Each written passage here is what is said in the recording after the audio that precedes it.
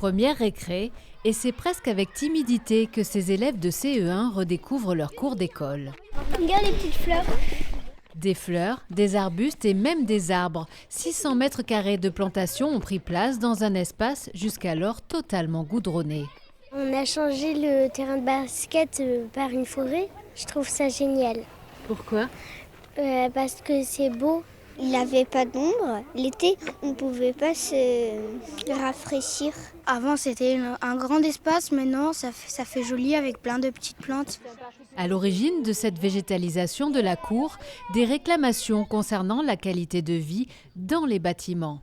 Dans ces salles de classe, les températures montent en flèche dès que le soleil tape.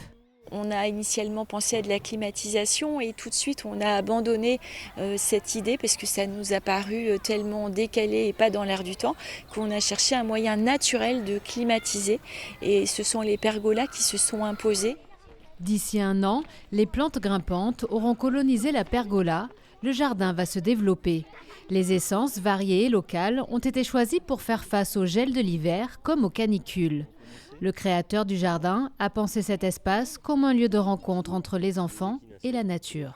C'est vraiment un espace qui leur permettra d'être cachés derrière un buisson, de pouvoir observer les oiseaux revenir au cœur de la cour d'école. Et donc ça, c'est un lieu de vie en fait, c'est un lieu de vie au-delà d'un jardin. Je pense que ça va être très bénéfique pour les enfants. Ils vont pouvoir voir ce paysage évoluer au fil des saisons. Je trouve que les enfants ont beaucoup de chance.